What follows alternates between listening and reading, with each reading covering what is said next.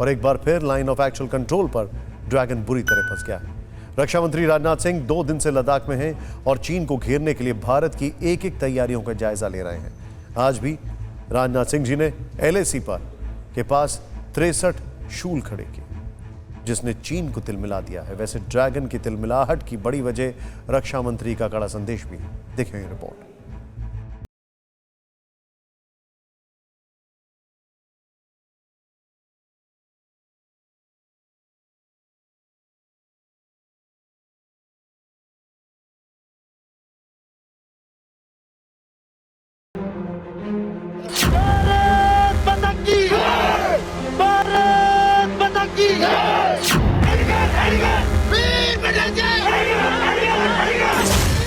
ये हिंदुस्तान के जवानों की गर्जना है जो चीन से सटे LAC के पास फॉरवर्ड पोस्ट पर गूंज रही है।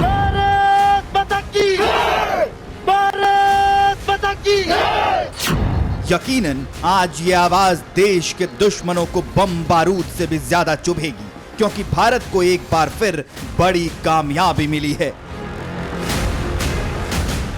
अब हिंदुस्तानी सेना के बम, गोला बारूद, टैंक और तोप चंद घंटों में ही LOC से LAC तक पहुंच जाएंगे। तभी तो हिंदुस्तान के हुंकार में रक्षा मंत्री राजनाथ सिंह का जय घोष भी शामिल है और लाल सेना को उनका सख्त संदेश भी।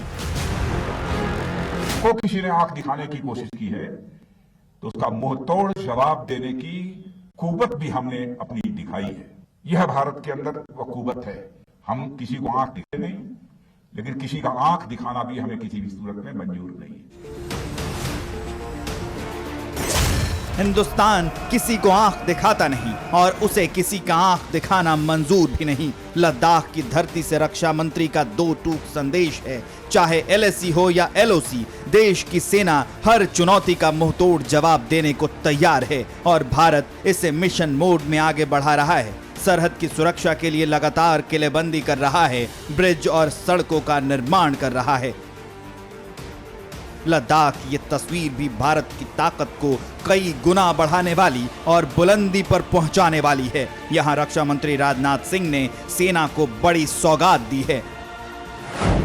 उन्होंने लद्दाख में 63 परियोजनाओं का एक साथ उद्घाटन किया है।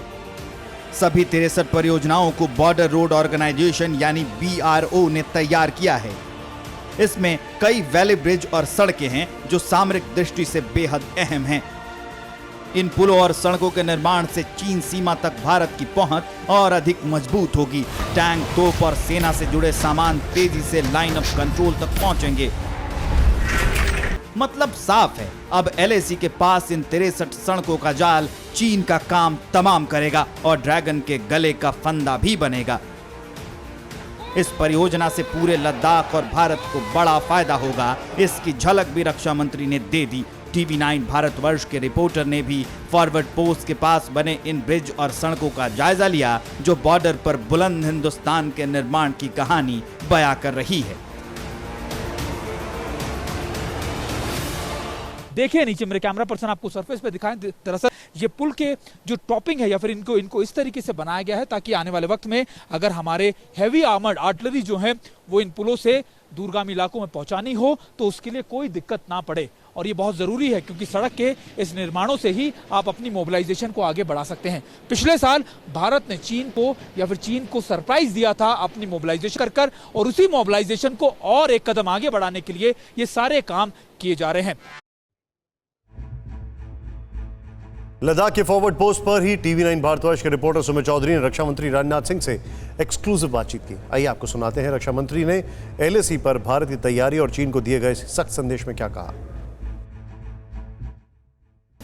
कहते हैं कि किसी भी देश की तरक्की के लिए खासतौर पे उसके लिए बहुत इंपॉर्टेंट है कि उसके इंफ्रास्ट्रक्चर में डेवलपमेंट होना और भारत इस गति में बहुत तेजी से आगे बढ़ रहा है। हमारे साथ खुद रक्षा मंत्री जी मौजूद हैं। राजनाथ सिंह जी, सर आपने काफी लंबे समय से चाहे अरुणाचल हो चाहे अभी आप नेवल लॉकयार्ड्स पे नेवल के इंस्टॉलेशन पे भी गए थे और अब सीधा आप ले लद्दाख इलाके में पहुंचे हैं। इंफ्रास्ट्रक्चर को लेकर बहुत तेजी गति से काम किया जा रहा है, क्या कुछ कहेंगे आप? देखिए, इंफ्रास्ट्रक्चर जब सीमाई क्षेत्रों में जब विकसित होता है तो स्वाभाविक रूप से सीमाई क्षेत्रों का जहां पर सोशियो इकोनॉमिक डेवलपमेंट यानी सामाजिक आर्थिक विकास होता है, वहीं हमारे सेना के जवानों को बॉर्डर पर आसानी से पहुंचना, सीमा पर रहने वाले लोगों तक अन्य जो उनके आवश्यक उपभोग की वस्तुएं होती हैं उनका पहुंचना, यह सब सारा आसान हो जाता है। आपने आज एक बहुत अच्छी बात कही कि पड़ोसी कभी नहीं बदल सकते और हमें बहुत जरूरत है कि पड़ोसियों को समझने की कि आपको आज भी यहाँ हमारे साथ ही रहना और कल भी। इसको लेकर आपका अंदेशा क्या था? मैं कुछ कहना नहीं चाहता। सदियों से पड़ोसी, जो भी पड़ोसी देश हैं सदियों से रहे हैं और सदियों तक रहेंगे।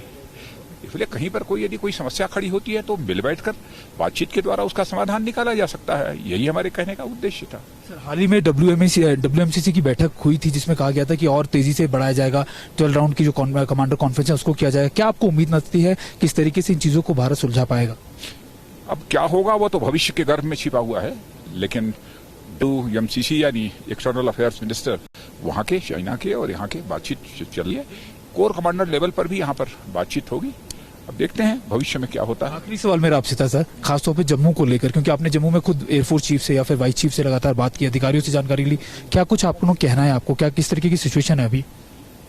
मैंने जम्मू कश्मीर की स्थिति काफी सामान्य है और हमारे प्रधानमंत्री मोदी जी ने अब वहां पर पॉलिटिकल प्रोसेस शुरू करने की अब शुरुआत कर दी है। उन्होंने बहुत शानदार बैठक रही है, अच्छी बैठक रही है, फ्रूटफुल रही है। अड़ी सोमवार से शुक्रवार शाम 6 बजे सिर्फ TV9 भारतवर्ष पर।